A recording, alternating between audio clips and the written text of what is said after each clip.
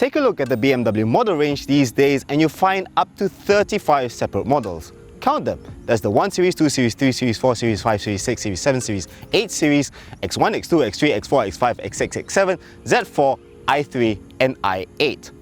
Phew. And that's not all. You can have a sedan, a wagon, a coupe, a convertible, an MPV, an SUV, or a combination of any of the 6. But out of all of that, there's one car that's so successful and so important that it defines the brand, and that is the BMW 3 Series. We've got the new one right here. Is it any good? Well, sort of.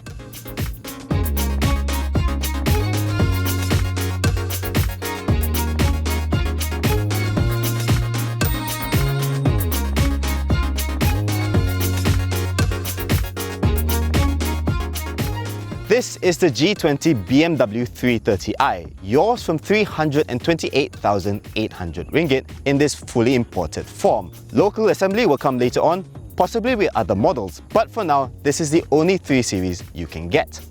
The G20 may look like a 3 Series, but in design, it's a massive leap on, and I mean massive. This double kidney grille is huge, and it now eats up into the bonnet, giving it that big nostril look. I really love this protruding air intake, which gives it a very aggressive look. The headlights have a little bit of a jagged edge around here, which does look a little bit like a Peugeot, but that's not such a bad thing. Now these are adaptive LED headlights, and while they are not the top of the range laser lights, they still look pretty good, and they have U-shaped LED daytime running lights that really add to the aggressive look. Along the side, the long bonnet and short tail give it that quintessential BMW look. And there are several lines here that play with the light and shadow. There's a shoulder line over here and a separate light down here, which give it those bulging hips, which I really like. Over here, the Hofmeister King has a separate kink on top of it. And if you open the rear doors, you'll notice that this trailing edge is all glass, which is a nice touch. What I don't like are the wheels. They're 18 inches in diameter, they look a little bit small, and the multi-spoke design doesn't really help either. The rear end is pretty simple. There are these nice L-shaped LED taillights, a large rear diffuser, and these new twin tailpipes. One thing I don't get, these fake vent things. Why? They should just leave this fakery to Mercedes. Now this car comes with keyless entry as standard, but BMW also offers this so-called digital key, which allows you to use certain Samsung smartphones to unlock and start your car without using the actual key.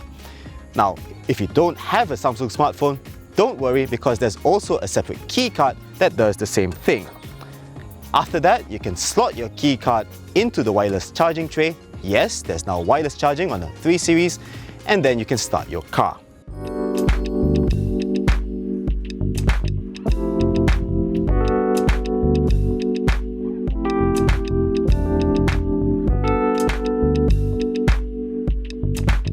Step inside and you realize that BMW still knows how to make a great interior. The driving position is perfect, you sit low in the car, and yet the low window line gives you a great view out.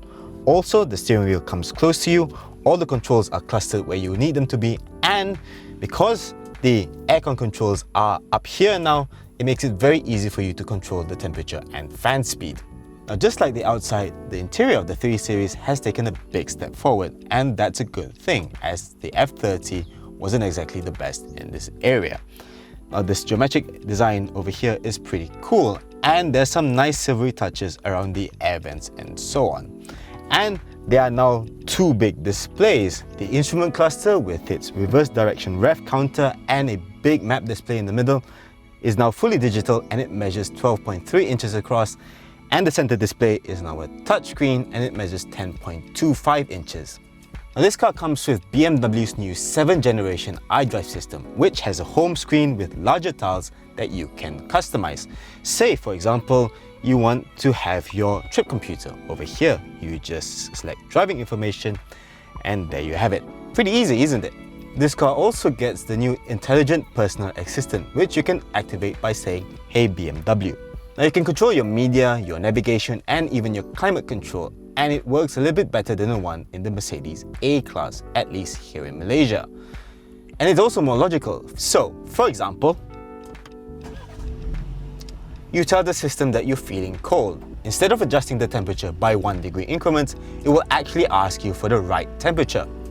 Hey BMW, I'm feeling cold. Which temperature shall I set? 25. I set the temperature in the driver's area on 25 degrees Celsius. There you go. You can even change the activation code. Hey Hafiz, what's the weather like? Current weather at desired location. As I said earlier, the car comes with wireless charging. It will even remind you in the instrument cluster whether you have left your phone in the charger.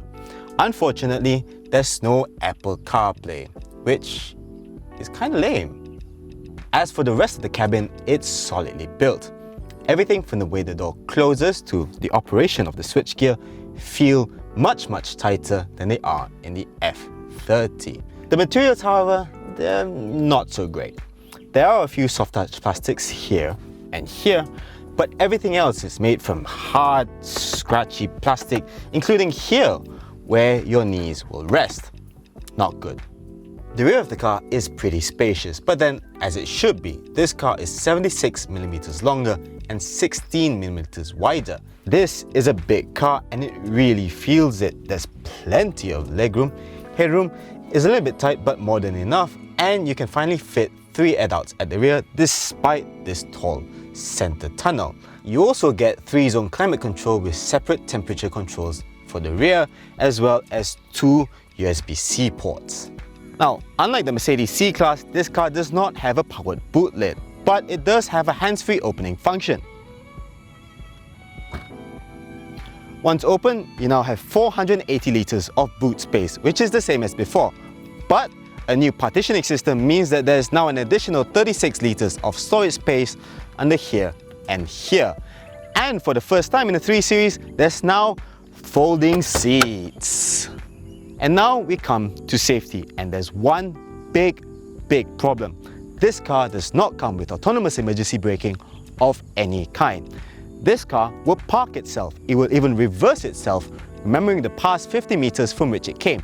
But it will not stop for you. It will not stop for you, for example, if you round a corner and there's a stalled vehicle, or, for example, a child runs in front of it. And that is unacceptable. As it is, we're already criticizing cars from 100 or 150,000 ringgit that don't come with AEB. But for 330,000 ringgit, there's just no excuse for it. But enough of that. Let's take this thing out for a spin.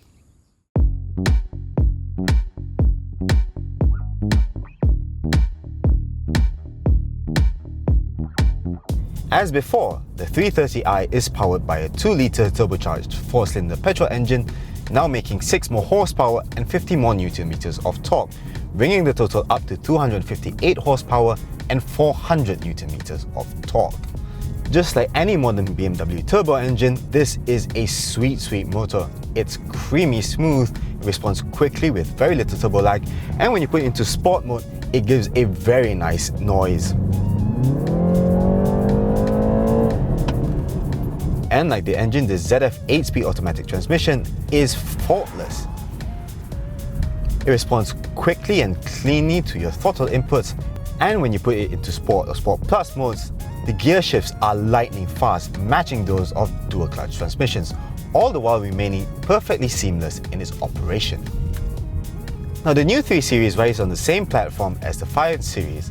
It uses a mix of aluminium and high-strength steels in its construction and is now up to 25 kilograms lighter than before, with a corresponding increase in percentage in terms of torsional rigidity.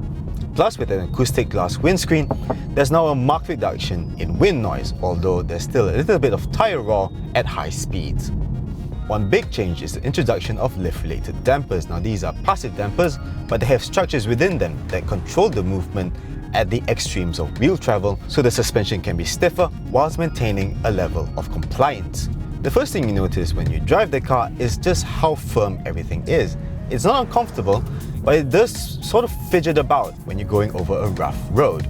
I would say it's at the limit of what is acceptable in this segment, but there are better riding cars. Now, with that firmness, you do add quite a lot of body control. You do feel the bumps, but you don't get that sort of bouncing sensation after that. Not like, say, a C-Class. A C-Class feels cheap in comparison. That said, the way the F30 absolutely breathed down the road and filtered out all the bumps was exceptional, and this doesn't have that. In this, you feel the road, you feel all the bumps, and that's kind of a shame.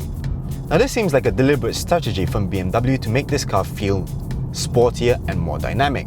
And the minute you turn the wheel, it feels it.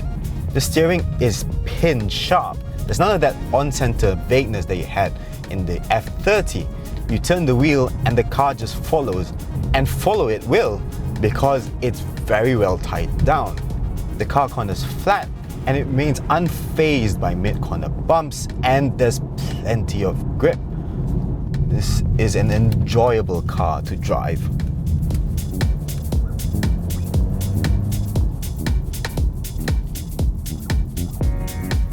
It's no surprise then that with the G20, BMW has made a 3 Series that's even better to drive. It's also good looking, spacious inside, and has plenty of tech. But the ride is a little bit firm and there's no AEB, and that is a real shame. I still have no idea how BMW manages to get away with producing cars without AEB in this day and age. But I think it's no coincidence that none of the cars in this region have the system too. Either way, BMW really needs to step up its game, and we can only hope that the CKD version has AEB fitted. Even so, this is a very good car and a worthy competitor in the sports sedan market. I just wished it was just that little bit better.